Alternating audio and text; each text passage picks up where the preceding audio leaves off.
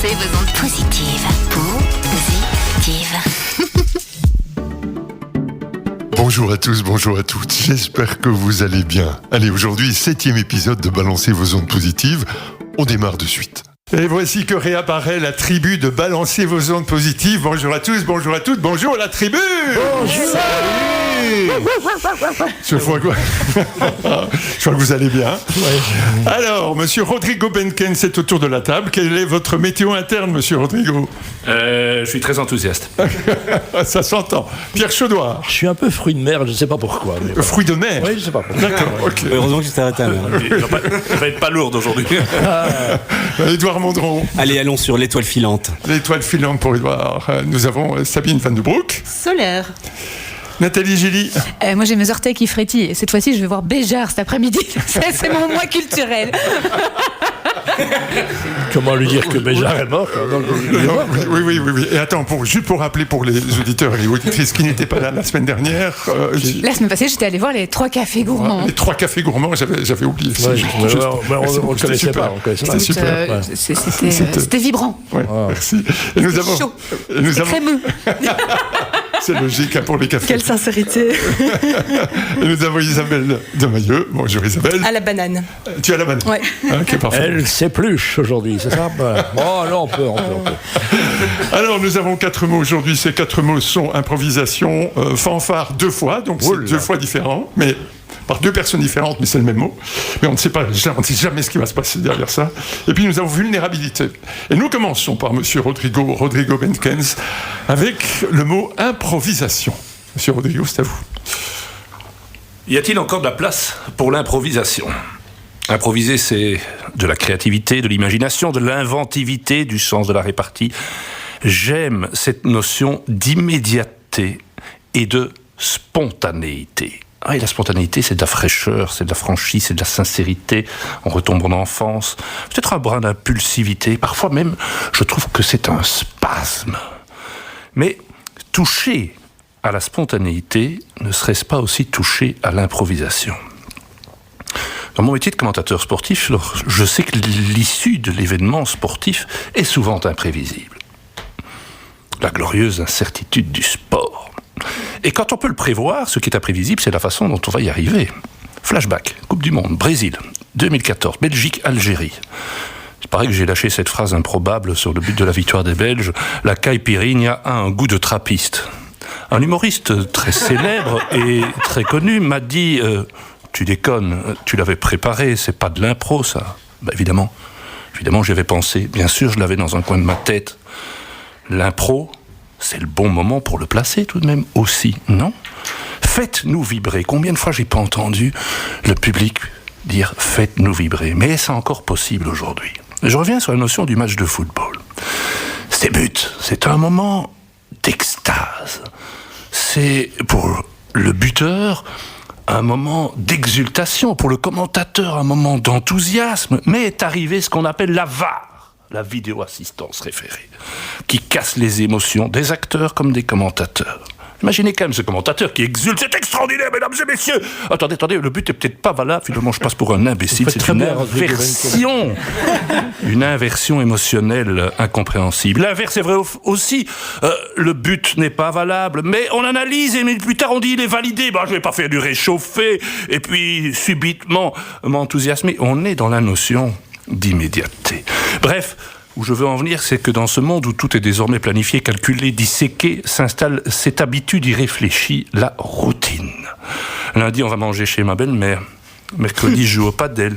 Et le premier jeudi du mois, on va au cinéma. Conclusion.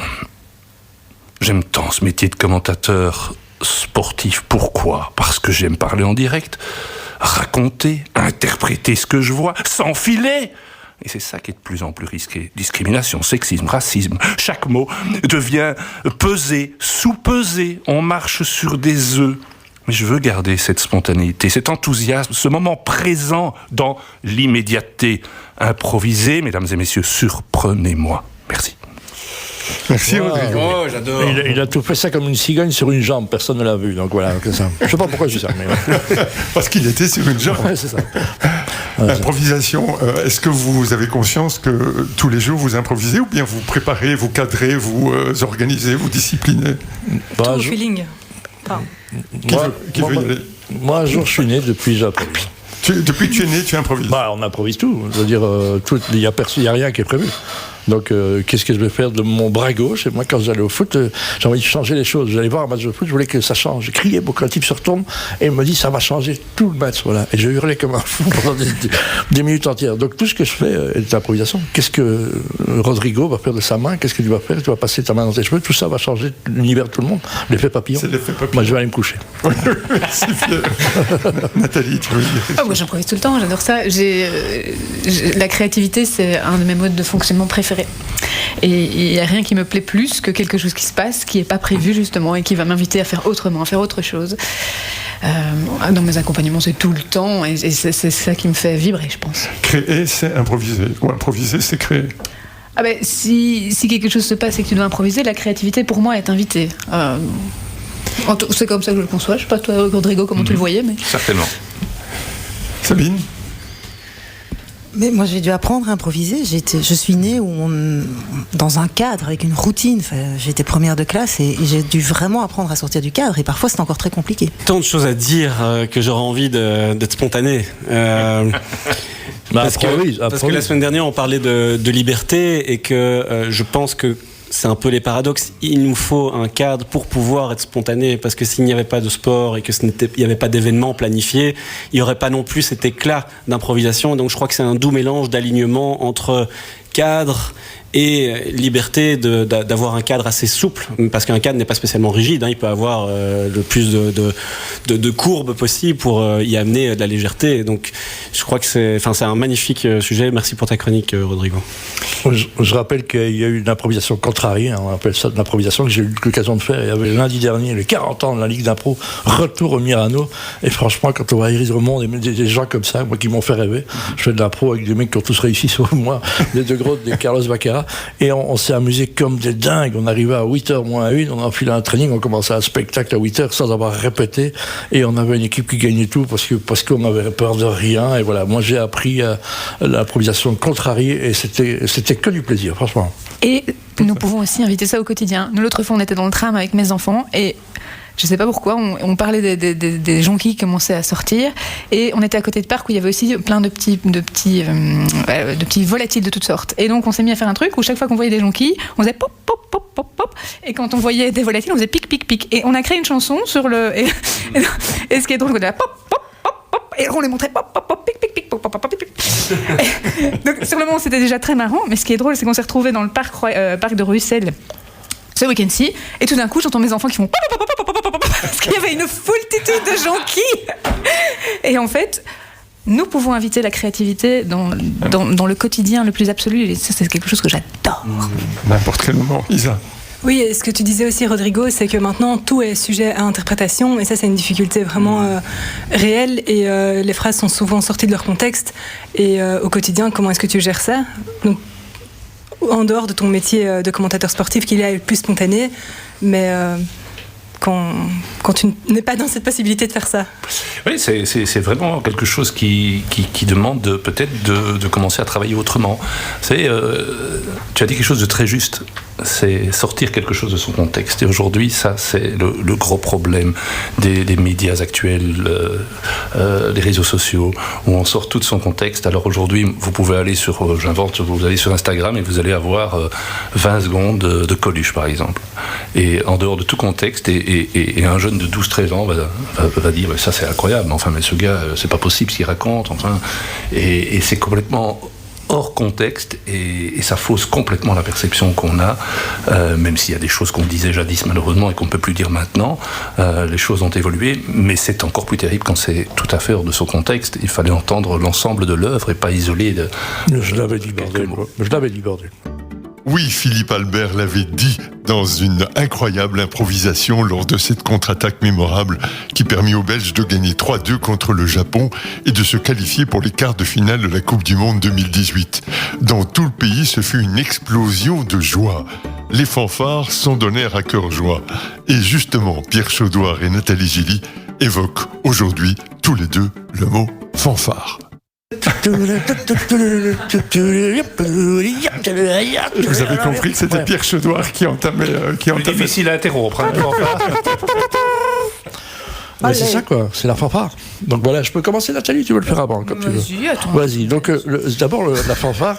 J'ai cherché un peu l'historique, étymologiquement, je trouve ça chiant, mais je l'ai fait quand même. Et je vais dire s'il n'y a pas d'intérêt. Donc, c'est juste le même mot, qui est le même mot en français, en anglais et en néerlandais. C'est quand même déjà assez rare. Hein, donc, fanfare. Ouais, fanfare. En anglais. Donc, c'est un terme qui est polysémique. Polysémique. Vous savez qu'il y a plusieurs sens. On va faire abstraction de l'aspect militaire, hein, donc on faisait du bruit pour entendre les morts et les mecs qui hurlaient, et avec les fanfares on y allait parce qu'on allait avec la force, et je reste quand même néanmoins ému, moi fils de militaire, d'une Brabançonne qui sonne même avec une fanfare qui chante faux, et j'avais devant chez moi il n'y a pas longtemps, tous les samedis matins, un Écossais qui jouait de la cornemuse.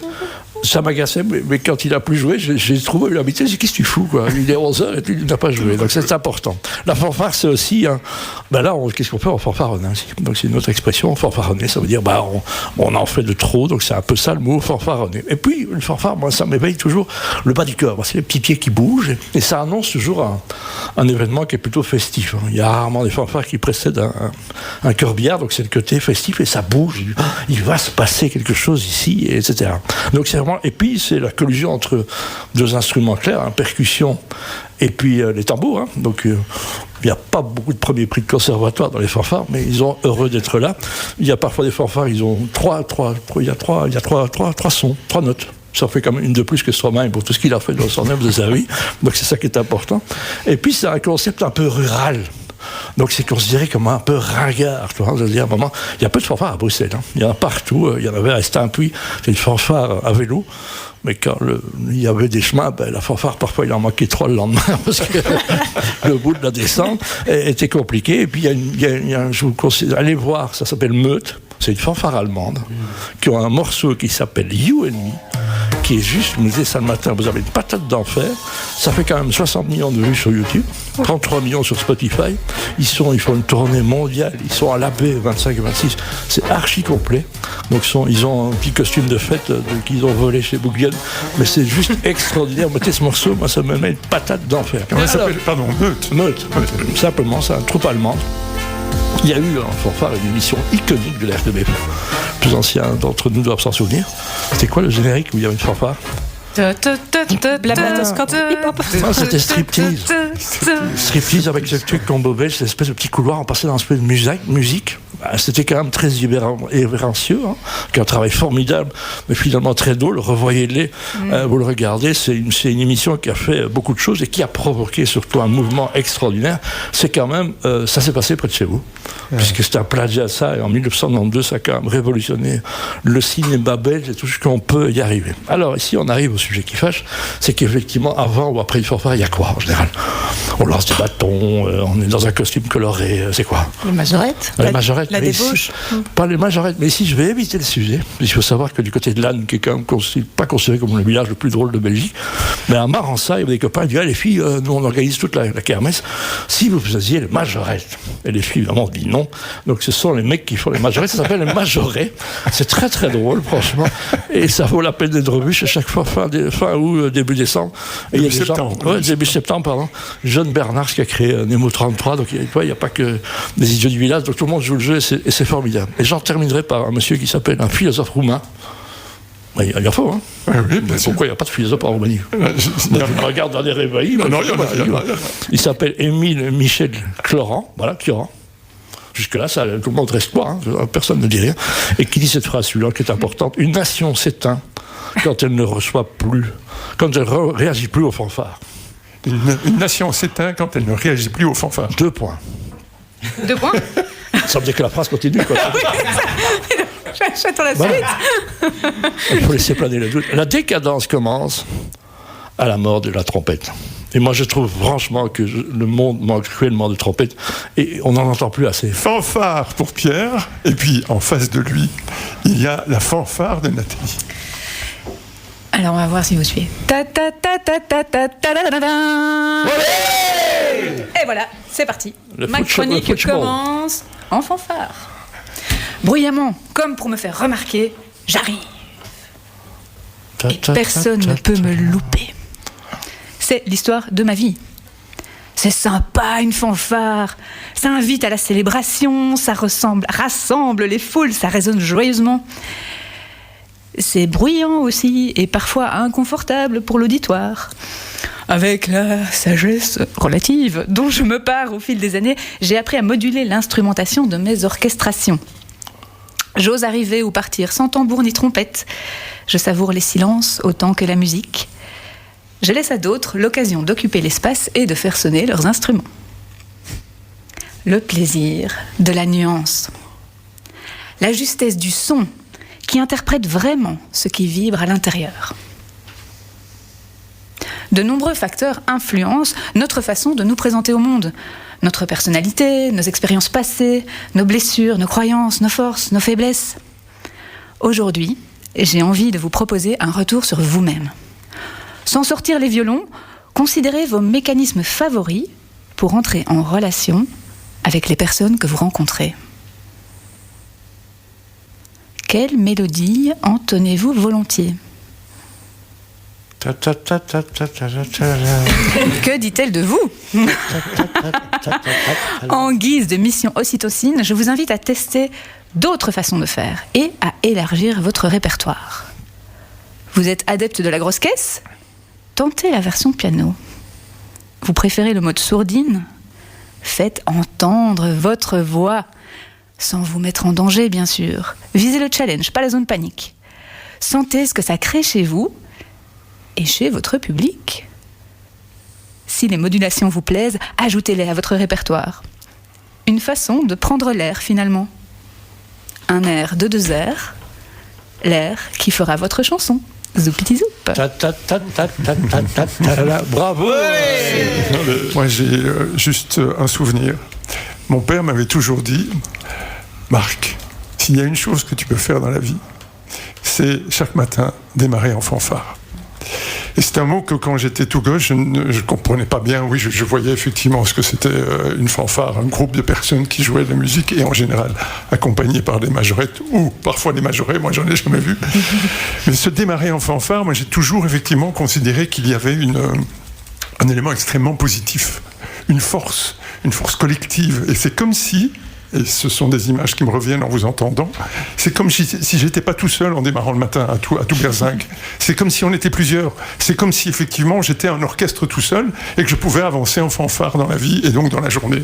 C'est en tout cas plein d'images qui me reviennent en vous entendant tous les deux. Et c'est assez impressionnant d'ailleurs parce qu'il y a des mots. Tu étais un enfant foire, c'est ça ? J'étais un enfant foire, c'est ça. Voilà, donc cette idée de démarrer une journée en fanfare, je la trouve jolie et je la reprendrai. Mais je crois que l'idée de fanfare se démarre sur le fait qu'on ne peut pas la faire tout seul, il faut être plusieurs. Oui, on est en groupe. Voilà. On est en groupe. Et d'ailleurs, l'exception à ce que tu disais, c'est probablement les fanfares militaires où, notamment la musique royale des guides, etc., ce sont des gens qui sont sortis des conservatoires royaux. Hein. Mais les fanfares, j'étais voir des tatous avec mon père, Fort National, où ça, c'est 1h30 de spectacle absolument millimétré. Et j'ai envie de revenir aussi, je pense à ça parce que fanfare du majorette, si une femme va faire des études aux États-Unis, qu'elle est pom-pom girl dans son université, c'est une star. Hein. Oui. Elle met ça sur son CV. Ici, être majorette ou un majoret, c'est décrié. Je trouve ça dommage. Voilà. Oui, c'est vrai. Moi, je suis vraiment en admiration devant ces gens qui sont dans les fanfares, les majorettes, les pom-pom girls, parce que quand on les voit, ils s'amusent, ils assument. Ils assument leur amusement, et ça, c'est génial.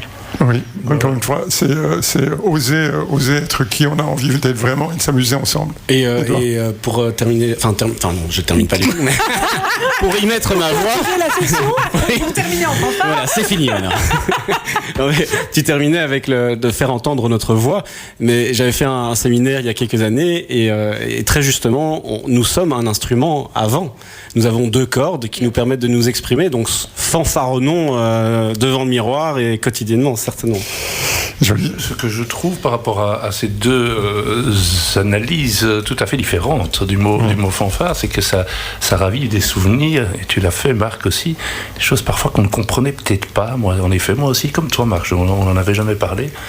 Mais le dimanche matin, mon papa nous réveillait en fanfare. C'était avec des musiques militaires. Je ne comprenais pas. Mais avec le recul, je me dis qu'on était tous de très très bonne humeur, en effet. Debout les gars, réveillez-vous, il va falloir... Non, c'était plutôt des marches militaires, donc c'était pas tout à fait ça. Mais je me retrouvais un petit peu plus tard, à partir de 15h plus dans mon élément, puisque les premiers matchs de foot auxquels j'ai assisté, c'était avec la plus célèbre fanfare de l'histoire du football, reste quand même la fanfare du RWDM, et qui nous offrait un autre type de mélodie. Rose-Marie. On revit, mais on était heureux et ça apportait des moments, c'est vrai, de bonheur. Et le mot fanfare, il faut être à plusieurs et c'est la joie. Et donc, puisqu'on est ici pour donner des ondes positives, je trouve que c'est un mot qui méritait bien d'être explicité de deux manières différentes. Et c'est la joie et c'est le mouvement aussi. Une fanfare, ça bouge. C'est vrai. C'est un mouvement. Pour celle de Molenbeek, elle ne bougeait plus beaucoup. Merci beaucoup. Isa, avec ta vulnérabilité. Oui. Marc et chers chroniqueurs, chers auditeurs, je vous avoue que j'ai pas mal séché sur ce mot, vulnérabilité. L'inspiration ne venait pas. Impossible d'aligner 3 mots. Et c'est rare, normalement, j'entends BVOP et hop, ça vient naturellement. Difficile de parler de vulnérabilité de manière objective ou même poétique, comme j'aime le faire. Je me suis dit alors que la meilleure façon de parler de ce thème était de vous partager un bout de mon histoire. Du coup, voilà, je vous livre une petite tranche de vie. J'ai longtemps pensé qu'il ne fallait jamais partager ses peurs, ses tristesses ou ses doutes. Non, pas la peine d'ennuyer les autres avec ça. Gère ça et ça ira. Sois forte. Et puis, si tu te plains tout le temps, plus personne ne voudra être ton ami. Est-ce se plaindre que d'exprimer ses craintes ? Est-ce embêter les gens que de leur partager nos difficultés ? Enfant et adolescente, je pensais que oui. Et c'est sur ça que je me suis construit une personnalité forte et vaillante. Jusqu'au jour où cela n'a plus été possible. À 16 ans, je décide de réaliser un rêve. Partir 3 mois en famille d'accueil au Canada. Découvrir une autre culture et améliorer mon anglais. Après avoir scié mes parents et convaincu l'école de me laisser partir, me voilà envolée le 9 août 2010 en terre inconnue. Des étoiles dans les yeux et des papillons dans le ventre. Mes attentes sont à leur comble. Et pourtant, si j'avais su que ce rêve allait se transformer en cauchemar et me changer à tout jamais. Je tombe dans une famille d'accueil totalement isolée du monde extérieur, sectaire, repliée sur elle-même. Et pareil avec moi. Elle ne me regarde pas, elle ne m'écoute pas, et elle me laisse la plupart du temps toute seule sans nourriture. Moi qui m'étais imaginé avoir une deuxième famille dans ma vie, avec qui partager des moments intenses gravés à tout jamais. À 16 ans, me voilà locataire d'un appartement d'une chambre à Vancouver. Non, d'une chambre... Attendez. Me voilà locataire d'une chambre dans un appartement à Vancouver. Pour la première fois de ma vie, je me retrouve face à moi-même pendant 3 mois. Et 3 mois à 16 ans, sans affection, sans attention et sans alimentation, je vous assure, c'est long. Le premier sentiment qui m'habite, la culpabilité. Je parviens pas à m'adapter à cette famille. J'arrive pas à me transformer en glaçon dépourvu d'émotions. C'est dingue, mais c'est ce que je ressens. Et puis, je m'en veux de ne pas arriver à profiter de cet échange. C'est censé être une chance et c'est la pire chose qui est en train de m'arriver. J'ai pas de téléphone ni d'ordinateur. Je suis totalement déconnectée, perdue à l'autre bout du monde, sans repère. Je me sens en insécurité continue. 3 mois plus tard, l'échange touche enfin à sa fin. Je rentre dans ma propre famille, amaigrie, apeurée, et tétanisée sous le choc. En 12 heures de vol, me voilà du jour au lendemain replongée dans ma vie d'avant. Rien, ni personne n'a changé. Sauf moi, je ne sais plus qui je suis. J'essaye d'exprimer ce que je vis, mais impossible de mettre des mots. Avant mon départ au Canada, j'étais une ado joyeuse et sans soucis, j'avais de bons amis à l'école. J'avais de bons amis, à l'école ça fonctionnait plutôt bien, en sport aussi, et pareil pour la famille. Bref, tout roulait. Et là, je suis transformée. J'ai perdu confiance en moi et en la vie. Je suis tétanisée par l'idée de grandir, tant j'ai pu expérimenter comment la vie pouvait être difficile. Je suis de retour à l'école après avoir loupé 2 mois de cours. Les profs n'aiment pas trop ce genre d'élèves débarquant en cours d'année. Ils me mettent la pression et je craque. J'enchaîne les malaises. L'école demande alors à mes parents que je prenne soin de moi avant de revenir. Je louperai tout le premier quadrimestre de ma réto. Je suis enterrée chez mes parents, dans ma chambre, et je me coupe totalement du monde extérieur. Je suis envahie par la honte. Honte de ne plus y arriver. Honte d'être dans un état de désespoir total. Je suis en décalage avec tous les jeunes de mon âge. Je perds mes amis, je ne sais plus faire de sport et impossible de me concentrer pour rattraper les cours. Après cette année de réto, j'ai commencé des études de kiné que j'ai dû arrêter en 3e bac, ne tenant plus face à la pression. Mon deuxième rêve, après celui de partir au Canada, celui de devenir kiné, a aussi fini à la poubelle. Face à ces 2 expériences que j'appelais échecs à l'époque, ma confiance en moi en a pris un sacré coup. Il m'a fallu plusieurs années pour me reconstruire. Jusqu'au jour où mon médecin m'a gentiment fait comprendre que l'envie d'être au top et d'aller mieux ne dépendait pas de l'acharnement mental à vouloir aller mieux, mais plutôt la capacité à accueillir chaque situation telle qu'elle est et à avoir de la résilience. Cette pression, je pensais qu'elle était extérieure. Mais en fait, c'est moi qui me la mettais. Je mettais la barre tellement haut que je craquais face à cette auto-exigence. Je pense que si j'avais accepté de me montrer plus vulnérable, cela aurait pu être différent.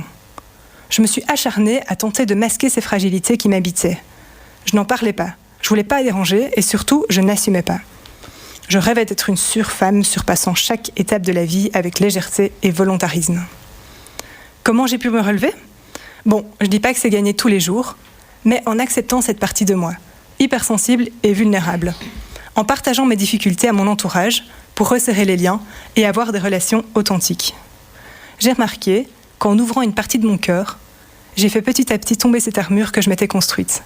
Et j'ai laissé place à l'humaine qui l'habite et ne demande qu'à exister. Il y a un très chouette ouvrage de Brené Brown qui s'appelle Le pouvoir de la vulnérabilité qui tente de démontrer, mais je pense qu'il faut passer à travers l'expérience de ce qu'est se rendre vulnérable vis-à-vis de soi, vis-à-vis de ce qu'on attend de nous et tout ça. C'est tout un process de deuil pour moi en fait, se montrer vulnérable pour pouvoir reconstruire une identité qui nous correspond plus en harmonie avec qui on est, plutôt que ce qu'on nous a demandé d'être. Et je pense que c'est la plus grande force en fait aujourd'hui d'être vulnérable. Je me sens aujourd'hui un homme très vulnérable qui est passé à travers beaucoup de vulnérabilité. Aujourd'hui, j'ai plus besoin de aucun bouclier parce que je me sens connecté à qui je suis. Donc bravo pour ton chemin et ça ne devait pas être évident. Ce que tu as vécu pendant des années, c'est pas uniquement 2 étapes, c'est une accumulation de choses. Il y a une phrase que j'aime bien qui dit que l'acceptation est le premier pas vers la guérison. Et je crois que c'est valable dans tous les domaines de la vie. C'est une fois qu'on a accepté ce qui nous arrive, on peut aller mieux. Et tant qu'on ne l'a pas accepté, en fait, c'est très compliqué. Rodrigo ? Oui, je crois que, en tout cas moi c'est mon ressenti, que montrer sa vulnérabilité à quelqu'un, ça peut être désarçonnant pour l'autre, mais c'est surtout lui témoigner une confiance inébranlable.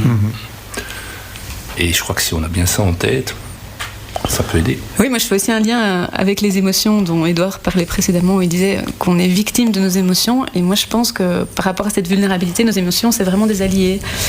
Et moi j'ai expérimenté ça récemment parce que, bon, c'est ma lecture du moment, donc j'en reparle, mais avec ce fameux Conscious Leadership Group, donc les gens qui travaillent sur ce leadership conscient, ils ont un des accords qu'ils veulent honorer, c'est de sentir ses émotions. Donc c'est vraiment feel your feelings, mais sentir en termes, vraiment les vivre. Et donc ils préconisent de faire ce que, en général, tous les coachs préconisent, c'est-à-dire accueillir les émotions via les sensations, mais ils ajoutent 2 étapes. Ils disent, c'est ajouter un mouvement et un son. Donc, quel que soit ce qui vous habite, vous le laissez sortir d'une façon qui correspond à l'énergie de l'émotion en question.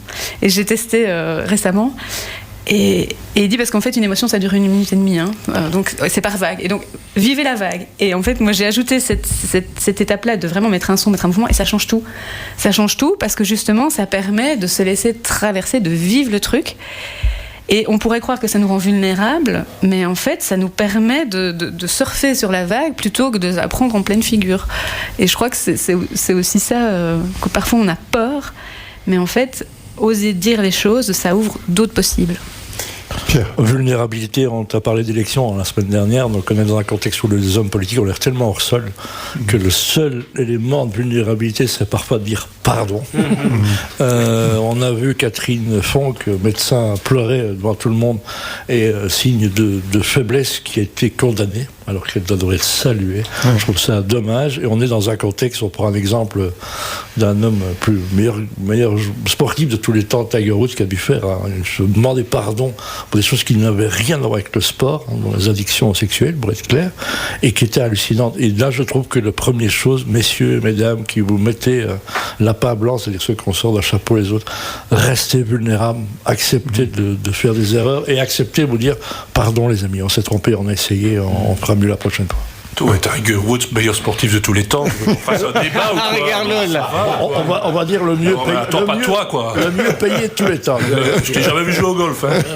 Mais moi non plus. Ben non, justement. Ouais, merci déjà pour toutes vos réactions qui sont très, très riches. Et une chose qui me vient, c'est quand on se montre vulnérable ou quand on exprime une difficulté, en fait, souvent, ce qui se passe, c'est que ça génère de l'empathie en face. Et ça peut aussi laisser place à des belles discussions. Bien sûr. Et l'humain est empathique, en fait. Et il juge pas quand quelqu'un se montre plus faible. Enfin, généralement. En tous les cas. En contexte bienveillant, on va dire. Ouais. Ça donne une permission, en tout cas. Ouais. Super, nous avons la permission de clôturer ici. Donc, en tout cas, nous donnons l'autorisation de le faire. C'est donner l'autorisation d'être qui on est, vraiment. C'est ça, une forme de vulnérabilité, finalement. Exact. On se retrouve la semaine prochaine. Merci les amis, merci d'être venus. Ciao. Quelle improvisation, on est tous vulnérables. C'est fini pour aujourd'hui. BVOP revient la semaine prochaine. Pour ne rien rater de nos aventures et écouter nos émissions, abonnez-vous sur Spotify, balancez vos ondes positives, ou sur YouTube, BVOP saison 2, ou encore suivez-nous sur Instagram, bvop.podcast, ou sur la page Facebook, balancez vos ondes positives. N'oubliez pas, quoi qu'il arrive cette semaine, balancez des ondes positives autour de vous. Balancez vos ondes positives pour